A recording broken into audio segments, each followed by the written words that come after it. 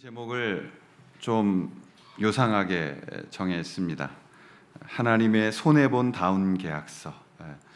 다운 계약서라는 것은 원래 이익을 보기 위해서 하는 것인데 우리는 손해 보신 주님을 좀 기억하는 의미에서 이 말씀을 잡은 것이죠. 그 교육 학습 이론들이 굉장히 많이 있습니다. 그 많은 이론들 중에서 unlearning이라는 그런 그 학습 이론이 있어요. 그거를 한국말로 번역을 한 것은 폐기 이론이다 또는 탈학습이라는 말을 합니다. 일반적으로 교육이라는 것은 배우는 거잖아요. 그래서 습득이라고도 말하고 또는 학습이라고는 개념으로 이해하는데, 새로운 것들을 배우기 위해서는 더 중요한 것이 내가 가지고 있는 그리고 알고 있는 것들을 버려야 새로운 것들을 계속해서 배울 수 있다라는 그런 개념의 학습 이론입니다. 이 이론이 기업에서도 굉장히 유명했었고요. 특별히 이제 이 자동차 예를 들면 일본의 자동차는 독일의 자동차와 세계에서 가장 유명한 품질을 자랑하지 않습니까? 근데 이제 일본의 이 자동차가 최고 선두 주자로 달리고 있던 회사가 있었는데 그게 토요타라는 회사죠. 근데 이 토요타라는 회사가 굉장히 발전하고 있었을 때에 그 8대 회장이었던 오쿠다 히로시라는 회장이 사원들에게 이러한 경영 방침을 내립니다. 토요타의 가장 큰 적은 토요타다. 그러니까 우리가 지금 가지고 있는 이런 성공의 절대적 만족이나 이런 것들에 안주하지 말아야 하고 버려야 될 것들을 다 버려야만 우리는 진짜 성공을 할 수 있다라는 경영 전략을 가지고 있었다는 것입니다. 그래서 끊임없이 시스템을 개발하고 끊임없이 버리고 또 개선하라, 버려라, 개선하라의 주문을 했다라고 말합니다. 여러분, 새로운 것을 받아들이기 위해서는 먼저 우리가 정말 잘 버려야 되는 것이 중요한 이제 학습 이론이 되어진 것이죠. 이게 잘 버리는 게 왜 이렇게 중요하냐면, 이 생태과학자들이 이 부분을 원숭이를 가지고 실험을 했다고 합니다. 그래서 원숭이 4마리를 이렇게 큰 우리에 가둬놓고 이제 먹이를 안 주는 거예요. 조금씩 주면서. 그러니까 배가 고픈 거예요. 배가 고팠을 즈음에 이 바나나를 이렇게 내려 보내는 겁니다. 그 원숭이들이 있는 통 속으로 이렇게. 그러니까 이 배가 고팠던 원숭이 중에 가장 성질 급한 원숭이가 와서 바나나를 확 잡고 잡아 당기겠죠. 근데 그 위에는 뭐가 있었냐면 뜨거운 물이 담겨져 있는 거예요. 그러니까 바나나를 확 잡아 당길 때 뜨거운 물이 쏟아지면서 손을 다 대버리는 겁니다. 그러니까 막 난리가 났겠죠. 이 원숭이가 뜨거우니까. 그 광경을 이제 지켜본 원숭이들도 와서 난리가 났어요. 그리고 나서 얼마 안 있어서 시간이 지났을 때 다시 이 바나나를 그 통 속에서 내려보내는 겁니다. 근데 재밌는 건 4마리가 그 바나나를 안 건듭니다. 그래서 이제 이렇게 그 시간이 좀 지나다가 한 마리의 원숭이를 뺍니다. 한 마리의 원숭이를 빼내고 다른 새로운 그 원숭이를 집어넣습니다. 그 통에다가. 그리고 나서 다시 밥을 좀 적게 먹여서 배가 고프게 하고 나서 통 속에 저 바나나를 이렇게 내려보냅니다. 그럼 어떤 현상이 벌어졌냐면 이 새로 들어온 신입 원숭이, 배가 고프니까 바나나를 보고 가서 그걸 잡으려고 하는 거예요. 그랬더니 나머지 3마리 원숭이가 달려와서 그 원숭이를 말립니다. 그리고 이제 조금 여기서 상상력을 동원하면 왜 하면 안 되는지를 가르치는 거예요. 그래서 이 원숭이들이 안 먹습니다. 그걸. 얼마 시간이 지났어요. 그리고 다시 또 한 마리 원숭이를 빼고 새로운 원숭이를 집어넣어서 이제 2마리는 경험이 있고 2마리는 이제 경험이 없는 원숭이가 생긴 겁니다. 그래서 또 밥을 적게 주니까 배가 고픈 상황에서 다시 바나나를 내려보내는 거예요. 그러니까 새로 들어왔던 신입 원숭이가 역시 똑같은 행동을 보입니다. 가서 바나나를 잡으려고 합니다. 그러니까 3마리의 원숭이가 다시 또 동시에 가서 그 원숭이를 말립니다. 아무도 못 먹었어요. 자, 다시 한 마리를 빼내고 다시 3번째 신입 원숭이를 집어넣습니다. 똑같은 현상이 일어나는 거예요. 4번째 원숭이도 다시 신입 원숭이를 빼고 다시 집어넣습니다. 이제 이 유리관 속에는 손을 대보지 않은, 경험하지 않은 원숭이들 4마리가 있는 거예요. 그때 다시 바나나를 내려보냅니다. 어떤 현상이 벌어졌느냐? 4마리가 다 바나나를 먹지 않는다는 겁니다. 여기에서 우리 생태과학자들이 무엇을 발견하냐면, 선지식이, 우리가 알고 있던 것들을 버리지 않으면 새로운 것은 절대 얻어낼 수 없구나라는 아주 중요한 교육의 하나의 이론을 만들어내게 됐다라는 것입니다. 이 원숭이들은 앞에서부터 전해 내려왔던 그 가르침을 배우면서 배가 고픈데도 불구하고, 뜨거운 물이 없는데도 불구하고 그 바나나를 먹을 수가 없었다라는 것입니다. 오늘 우리에게 새로운 것을 얻기 위하여 버려야 하는 것을 주님은 가르치고 계십니다. 주님은 날마다 우리가 새롭게 되기를 원하고, 날마다 주님 안에서 더욱더 주님을 사랑하기를 원하고, 그 주님을 닮아가기를 원하신다라는 것입니다. 우리는 어떻게 해야 하나님이 기대하시는 새로운 삶으로 나아갈 수가 있을까요? 제일 먼저 그것은 복음을 다시 들어야 한다는 것입니다. 자, 오늘 읽으셨던 본문 15절인데 한번 우리가 더 읽어보겠습니다. 같이 15절 시작. 그러므로 나는 할 수 있는 대로 복음 전하기를 원하노라. 여러분, 바울이 로마서를 쓰는데 그 당시에 시대적인 상황을 보면 예루살렘 교회는 그 도시의 파괴가 AD 70년에 다 무너져 버립니다. 예루살렘 교회는 그때부터 디아스포라 교회가 돼서 교회가 없는 거예요. 그리고 역사를 보면 로마 교회가 그때부터 이제 주목을 받았다라고 합니다. 바울이 고린도에서 이 서신서를 쓰고 있었을 때 바울은 이 로마 교회에 가서 자기가 하고 싶은 것이 너희들에게도 복음 전하기를 원한다라고 이야기하고 있는 겁니다. 바울이 로마서를 쓰고 있는 그 시점에 이미 로마 교회는 30년 가까이 된 전통적인 교회였어요.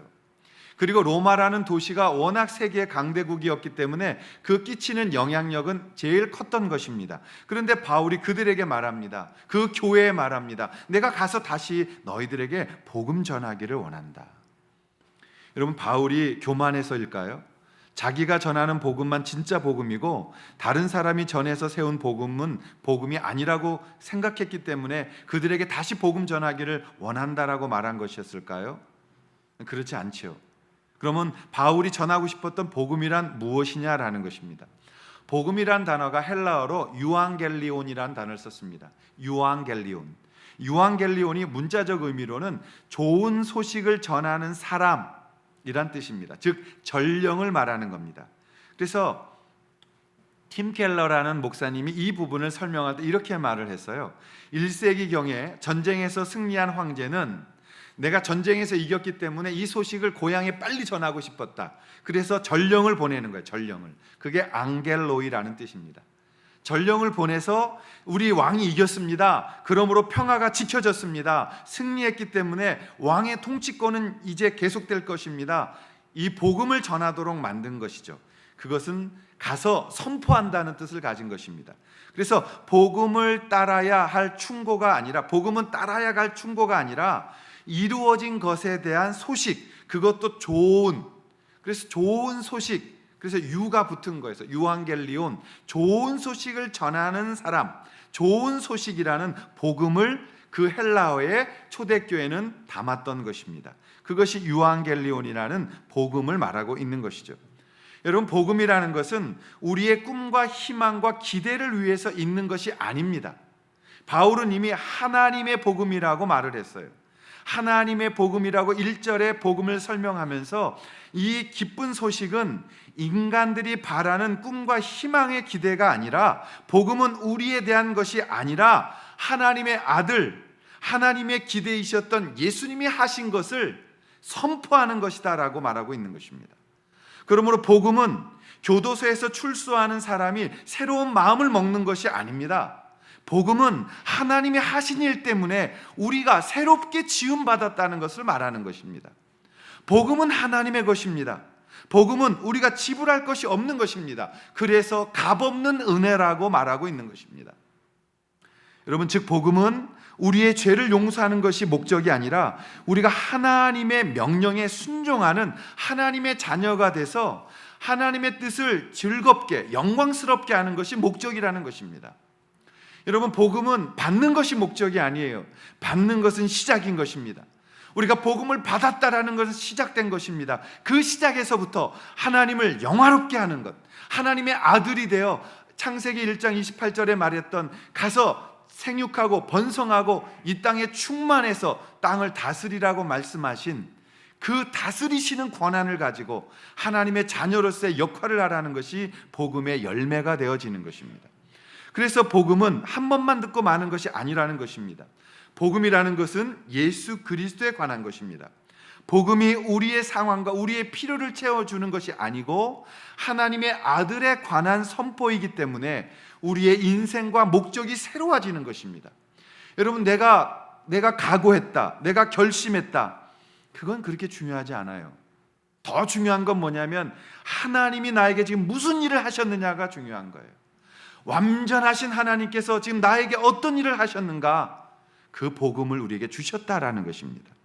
바울이 로마에 복음 전하고자 한 목적이 무엇이었습니까? 자, 11절을 우리가 한 번 더 같이 읽겠습니다. 11절 시작. 내가 너희 보기를 간절히 원하는 것은 어떤 신령한 은사를 너희에게 나누어 주어 너희를 견고하게 하려 함이라.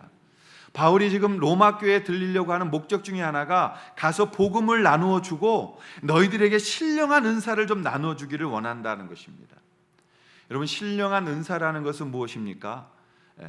이것이 신령한 은사, 그러니까 좀 우리가 번역하기가 힘든데 영어 성경에는 spiritual gift라고 말해요. 영적인 선물, 영적인 은사, 영적인 그 기프트를 주겠다는 거죠. 그러면 영적으로 우리가 선물을 받는다는 것이 무엇이냐라는 것입니다.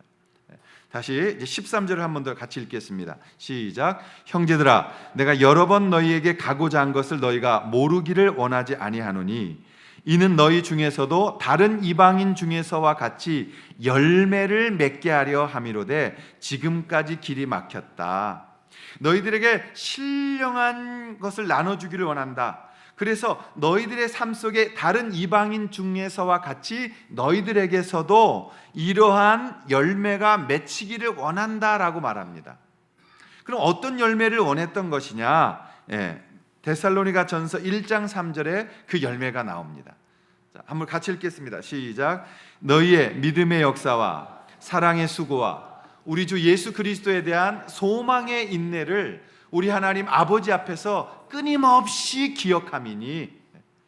여러분, 우리가 복음을 받았다면, 그 신령한 은사를 누리고 있다면, 그 영적인 선물을 우리가 가지고 있다면 우리 안에서 맺어져야 되는 열매가 있었는데 세 가지인 거죠. 믿음의 역사, 우리가 믿음으로 살아갈 때에 우리 안에서 일어나는 하나님의 놀라운 역사, 사역이 일어나야 되는 거죠. 또 사랑의 수고, 우리가 사랑하면서 수고해야 되죠. 여러분, 사랑은 공짜가 아니에요. 사랑은 수고가 따라옵니다. 사랑은 고통이 따라오는 것이에요. 그래서 사랑은 희생이 필요하게 되는 겁니다. 그럴 때에 소망의 인내가 우리 가운데 열매를 맺는 거죠. 여러분, 소망에 있어서 가장 중요한 것은 인내라는 것입니다. 우리가 이 세 가지 열매가 다른 이방의 교회에서 맺혀지는 것처럼 로마 교회 너희에게도 이것이 맺혀졌으면 좋겠다라고 이야기하는 것입니다. 왜 그럴까를 생각해 봤는데요, 보통 교회 역사서에 보면 교회가 30년이 지나면 그때부터 교회가 분쟁이 심해지고 갈라지고 어려움을 당하기 시작한답니다. 주변의 교회들을 보면 작은 교회는 그럴 힘도 없어요, 사실은. 그러나 큰 교회들은, 대형 교회들은 한 30년쯤 되면 세대 교체와 여러 가지 통해서 여러 가지 변수들을 겪는 걸 볼 수가 있습니다. 로마 교회도 그러지 않았을까? 로마 교회도 이미 굳어져 가고 있지 않았을까? 복음이 30년쯤 되면 이제는 그들이 정말 말씀 앞에서 핍박받아도 복음대로 사는 것이 아니라 적당히 세상의 문화에 동요되어지고 적당히 자기가 원하는 대로 하게 되고 적당히 인간의 권위를 갖게 되고 적당히 제도적 교회가 되어지고 그러면서 화석화되어지는 교회가 되어지지 않았을까? 워싱턴에 아이들이 어렸을 때 자연사 박물관을 데려간 적이 있습니다. 문을 열고 정문으로 들어갔을 때 우리 아이들 입이 떡 벌어졌습니다. 왜냐하면 그 가장 정문에 들어가자마자 코끼리 한 마리가 있었어요. 아프리카 코끼리인데 박제를 해놓은 겁니다. 어마어마하게 컸어요. 상아 하나가 정말 컸고 너무너무 커서 어른들도 그냥 압도당할 정도였으니까요. 근데 아이들이 금방 무서워하지 않더라고요. 이유가 뭐냐면 박제된 것이기 때문에, 화석화된 것이기 때문에. 여러분, 교회가 굳어져 버리고 교회가 신령한 것들을 잃어버리고 교회가 서서히 굳어지면 거기에 생명이 없게 되어지고 하나님의 신령한 선물들은 사라져가고 우리가 말로만 하게 되어지는 방관자들, 무관심자들이 되어진다라는 것입니다. 바울은 이방인들에게 맺은 이 열매가 로마 교회에도 맺혀지기를 원했습니다.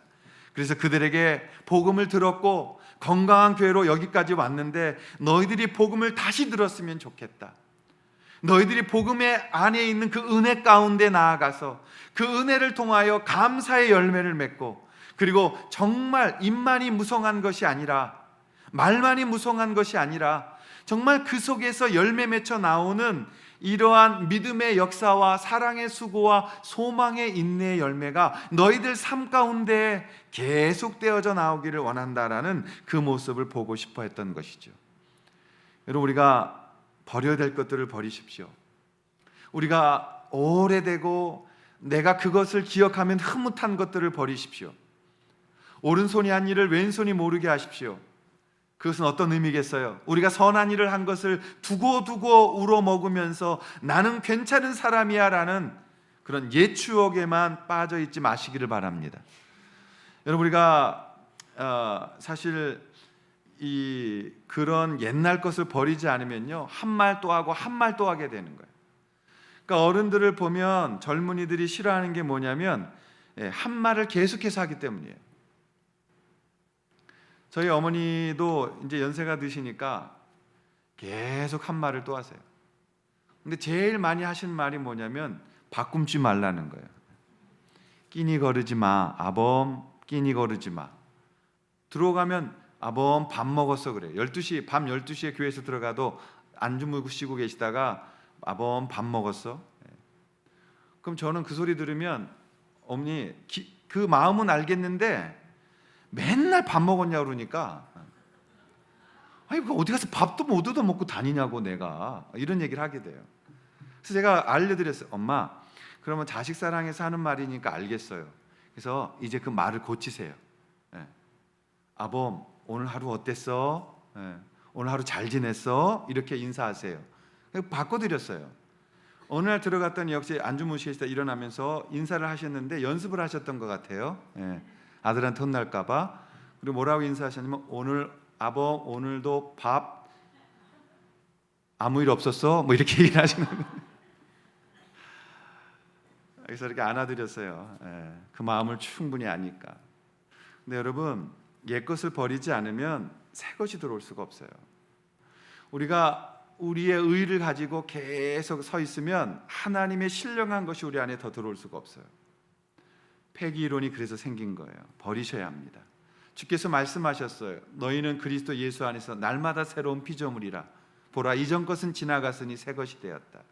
우리가 날마다 앞에 있는 새 것을 찾아서 새롭게 변화되어져 가는 삶을 주님 앞에 살아야 되는 것이지, 옛날의 것들에 집착해서 그거 다시 꺼내서 되씹으면서 과거를 추억하고 살아가는 삶을 살아가서는 그리스도인답게 살 수가 없다라는 것입니다.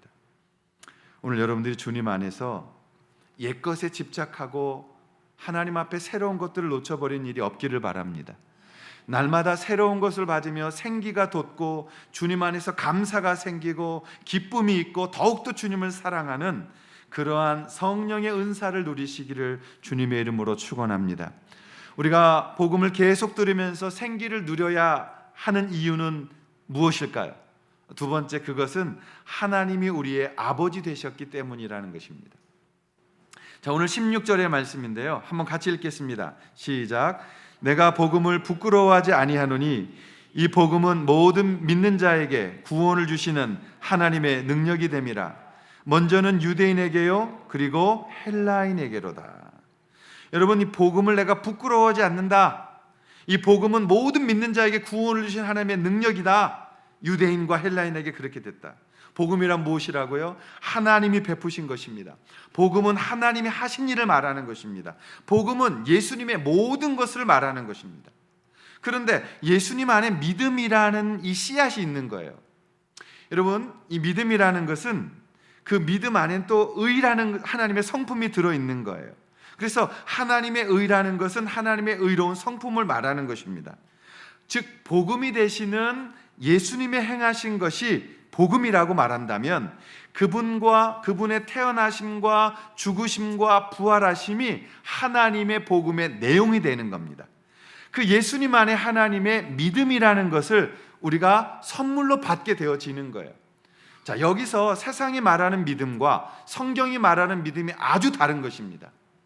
여러분, 우리가 이 종교인들 보면 어디다 대고 비나이다 이렇게 해서 우리 내 아들을 잘 되게 해주실 줄로 믿습니다 이런다고요. 여기서 말하는 믿습니다와 성경에서 말하는 믿습니다는 아주 다른 것이에요. 어떻게 다른 것이냐? 여기서 내가 믿습니다라고 말할 때는 그 분들은 자신의 믿음을 말하는 거예요. 내 안에서 바라는 것을 믿음이라고 말하는 거예요. 그래서 내 안에서 생겼기 때문에 이것은 사라져버리는 거예요. 의미가 없는 거예요. 그러나 복음이라는 속에 안에 있는 믿음이라는 것은 하나님의 사실, 하나님의 의지, 하나님이 우리에게 주시는 선물로 그 믿음이 오는 것입니다. 그래서 이 믿음이라는 것은 실제적인 것이에요. 예수 안에 있는 믿음을 말하는 것이에요.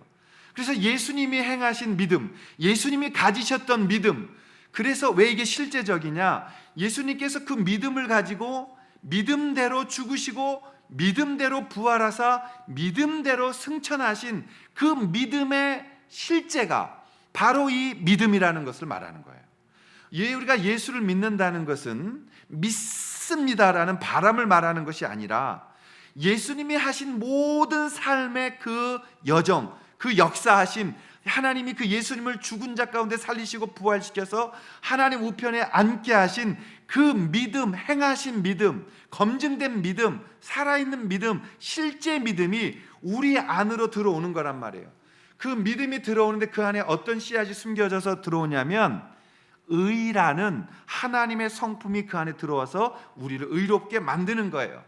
그래서 그 하나님의 성품의 의가 들어와서 우리 안에 예수 그리스도의 보혈처럼 내 몸에 흘러가게 되므로 우리가 하나님의 의를 받은 자가 되고 하나님의 성품을 받은 자가 되어 하나님의 아들이 되어지는 것입니다. 아멘. 그것이 바로 복음이라는 거예요. 그래서 복음은 우리가 이 복음을 받기에 착한 사람인가 안 착한 사람인가가 중요한 게 아니에요. 하나님 앞에 복음을 믿음의 선물로 받은 사람들, 즉 에베소서 2장에 보면 이 복음은 너희들이 받은 것이에요. 믿음의 선물로 받은 것이니 누구도 자랑하지 못하게 하려 하심이라. 아브라함이 왜 믿음의 조상이 되어졌느냐? 아브라함이 믿음을 만들어서 개발해서 첫 번째 사용했기 때문에, 그래서 아브라함이 믿음의 조상이 되었다는 뜻이 아니에요. 아브라함이 믿음이 조상이 됐다는 것은 하나님께서 이제는 인간들의 행위를 보시지 아니하시고 당신이 주는 믿음을 받은 자들을 구원하기로 작정하시고 첫 번째로 나와서 그 믿음을 받게 하신 분이 누구였느냐? 아브라함이었다라는 거예요. 그래서 믿음의 조상이란 뜻은 제일 먼저 그 믿음을 받아들여서 나의 것으로 순종했던 것이 아브라함이란 이런 뜻이에요. 그 믿음이 오늘날 우리에게도 온 것이에요. 저에게도 온 것이에요. 못돼 먹은 제게도 왔고 여러분에게도 가서 그 믿음을 우리가 거부할 수 없이 받아들였을 때 그 안에 담겨져 있는 의, 하나님의 그 의, 예수 그리스도의 보혈, 그 능력의 피가 내 몸에 흘러 내가 구원받은 자가 되고 하나님의 자녀로 회복되어졌다라고 성경이 오늘 선포하는 게 바로 복음이라는 것입니다. 그 모든 복음의 목적이 무엇입니까? 하나님이 우리의 아버지가 되기를 원하셨다는 거예요. 여러분, 하나님이 여러분 아버지 되기를 원하세요. 하나님이 그냥 와서 비나이다 신자 되기를 원하시는 게 아니고 와서 복 달라고 빌어서 복 받아가는 노예 되기를 원하시는 것이 아니라 하나님이 당신과 인격적인 같은 성분을 가진, 같은 성품을 가진 내 아들이 되기를 원하셔서 오늘 우리를 초대하셨다라는 것이 복음인 것입니다. 그러므로 이 복음을 우리가 가지고 있다는 것은 하나님 우리의 아버지가 되기를 원하셨다라는 것이죠. 로마서가 기록될 당시에 로마에는 노예가 굉장히 많이 있었습니다. 어떤 때는 로마 시민보다 로마의 노예가 더 많았다라는 기록도 있어요. 평상시 항상 로마 안에는 20%에서 40% 노예들이 있었어요. 로마에 제일 많은 노예가 있었을 때가 서기 100년대였는데 그때에는 로마에 1200만 명의 노예가 있었답니다. 여러분들, 이 노예는 인권이 없어요. 노예는 재산이었고 물품이었어요. 그래서 이 노예는 언제나 사고 팔 수 있었고 병들어 죽으면 그냥 가져다가 어디다가 묻어버리는 거예요. 묘가 없어요.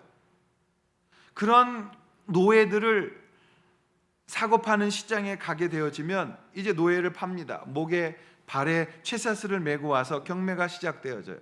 혓바닥 내밀어 보라 그러고, 눈 뒤집어 보고, 앉아보라 그러고, 돌아보라 그러고, 벌거벗겨서 상품 가치를 따진 다음에 자, 1데나리온 아니면 1달란트로 시작해 볼까요? 얼마의 가격을 매기고 흥정을 합니다. 자, 1달란트 없으세요?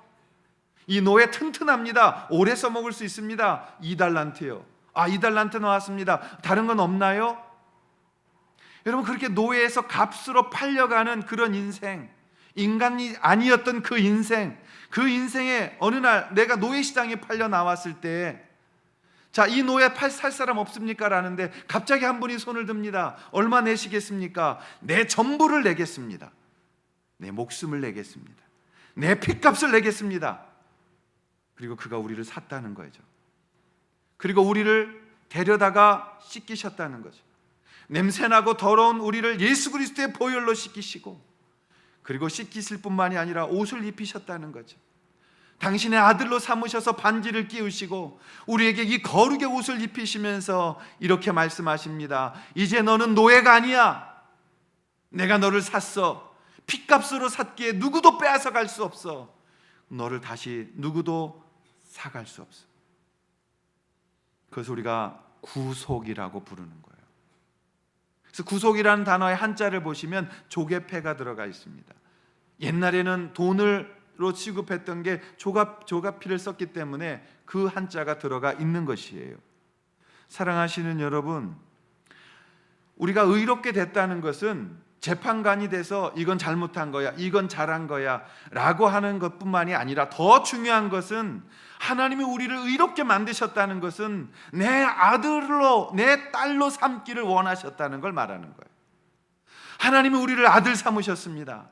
하나님이 우리를 딸로 삼으셨습니다. 더 이상 노예답게 노예처럼 살지 않게 하시기 위해서 하나님이 우리를 자녀 삼으셨다라는 것을 오늘 복음이라고 말하고 있는 것입니다. 그러므로 여러분, 복음은 하나님을 바라보는 거예요. 우리의 필요를 가지고 나아가는 것이 아니라 하나님을 바라보는 것입니다. 그 하나님이 행하신 일 때문에 우리가 실수하고 넘어지고 우리가 복음으로 살아가지 못하는 사람처럼 살지라도 하나님이 행하신 것이고 하나님의 것이 우리 안에 있기 때문에 그 하나님이 포기하지 않는 한 우리는 절대 무너지거나 넘어지지 않는다라는 것입니다. 하나님의 의를 통해서 우리에게 부어주신 그 아버지를 기억하는 것, 그분의 임재를 느끼며 사는 그런 신령한 것으로 열매를 맺을 수 있는 하나님의 자녀다움이 나오는 것, 하나님의 의가 우리 안에 들어왔으므로 우리가 그 안에서 열매를 맺어 다시 믿음의 역사와 사랑의 수고와 소망의 인내의 열매가 우리 가운데 맺혀져서 그거를 따서 또 다른 사람들에게 나눠줄 수 있는 그런 하나님의 자녀다움이 증명이 되어지는 것을 오늘 하나님은 기대하고 계신다라는 것입니다. 그러므로 여러분, 하나님을 바라보셔야 합니다. 그 하나님을 향하셔야 합니다. 그분을 기억하셔야 됩니다. 그분은 우리를 구원하시기 위해서 계약서를 쓰셨어요. 어떤 계약서? 다운 계약서를. 근데 이 계약서는 너무나 불공평한 계약서예요. 너무나 손해보는 계약서예요. 벌레만도 못한 한 우리를 사기 위해서 당신의 핏값을 지불했다는 말도 안 되는 계약서를 주님은 사인하신 거예요. 왜요? 우리를 사랑하셨기 때문이라는 것입니다. 우리가 지금은 힘든 시간을 보낼 수 있습니다. 여러 가지 답답함이 있어요. 나이가 드니까 힘들고 지칠 때마다 가장 먼저 생각나는 게 아버지더라고요. 내 아버지는 이럴 때 어떻게 하셨을까? 아버지가 계시다면 이런 답답한 마음 가서 상이라도 했을 텐데, 아버지 계셨으면 가서 그 품에 안겨서 좀 위로라도 얻었을 텐데, 일일이 찾아다니면서 내 진실을 말할 수 없을 때 그 답답함을 하나님 아버지 앞에 와서 내려놓는 겁니다. 지금은 다 말할 수 없지. 왜냐하면 때가 되면 알게 될 거니까. 그때는 아버지를 향해서 비판도 했었어요. 왜 아버지가 저렇게 사실까? 왜 저런 말씀하실까? 그러나 돌아가시고 시간이 지나서 내 머리에도 흰머리가 생기고 나도 몸이 늙었다라는 느낌을 받을 때쯤 됐을 때 그 아버지의 진실함을 알게 되는 거죠. 하나님의 사랑이 그런 것입니다. 목사들의 마음이 그런 것이에요. 답답하죠. 어디 가서 외치고 싶죠. 그러나 하나님 아버지 앞에 말하면서 늘 이렇게 말합니다. 주님, 이 또한 지나갈 겁니다. 우리가 힘들어서 교회가 편안하다면, 내가 하나님 앞에 고통받아 교회가 설 수 있다면 그런 거 문제 없습니다.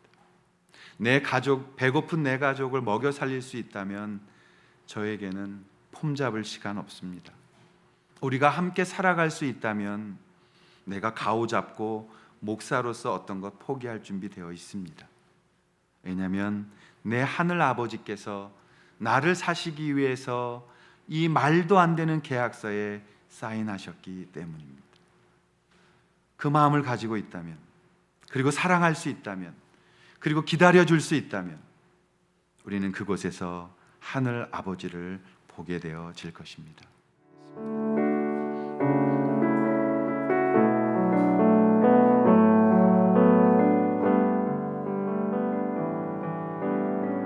은혜 아니면 살아갈 수 없네. 은혜 아니면 살아갈 수가 없네. 호흡마저도 다 주의 것이니 세상 평안과 위로 내겐 없어도 예수, 오직 예수뿐이네. 은혜 아니면 살아갈 수 없네.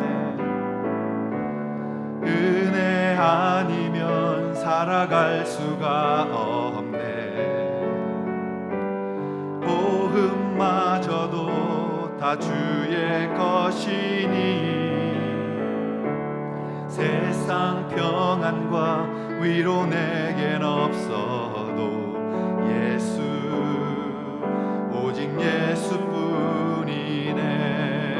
그 신계획, 그 신계획 다 볼 수도 없고 작은 고난에 지쳐도 주께 묶인 나의 모든 삶 버티고 견디게 하시네. 은혜 아니면 살아갈 수가 없네. 나의 모든 것 다 주에 맡기니 참된 평안과 위로 내게 주신 주 예수, 오직 예수뿐이네. 우리 다 함께 자리에 일어나셔서 난 지극히 작은 자 죄인 중에 예수 찬양하십시오. 난 지극히 작은 자 죄인 중에 괴수 무익한 날 불 부르셔서 간절한 기대와 소망 부끄럽지 않게 십자가 전케 하셨네. 어디든지 가리라 주 위에 서라면 나는 전하리 그 십자가. 내 몸에 밴 십자가 그 보혈의 향기 온 세상 채울 때까지 살아도 주를 위해 살아도 주를 위해 죽어도 주를 위해 사나 죽으나 난 주의 것.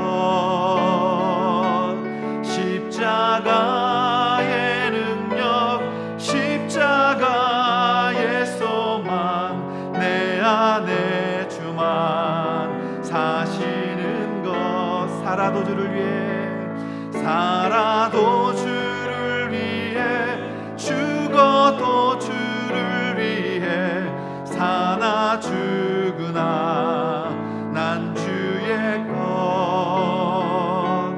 십자가의 능력 십자가의 소망 내 안에 주만 사시는 것.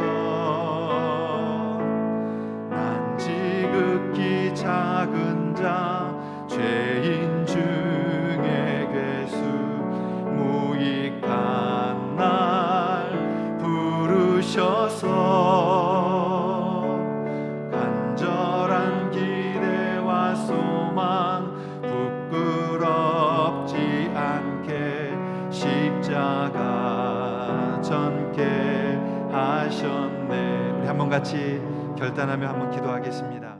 이제는 우리 주 예수 그리스도의 은혜와 하나님 아버지의 사랑하심과 성령님의 함께하심이 주님 안에 우리가 가지고 있는 것들을 내려놓고 주님 안에서 주님의 날마다 새로운 신령한 은사의 것을 맛보고 주님 앞에 성장해가는, 그래서 하늘에 있는 것들을 우리가 누려가는 그런 믿음의 길 걷기를 소망하는 사랑하는 모든 성도들 머리 위에 성부와 성자와 성령의 역사가 이 한 주간도 함께 하셔서 승리하게 하시고 어떤 시험도 틈타지 못하도록 지키시고 믿음으로 나아갈 수 있도록 인도하여 주시기를 간절히 축원하옵나이다.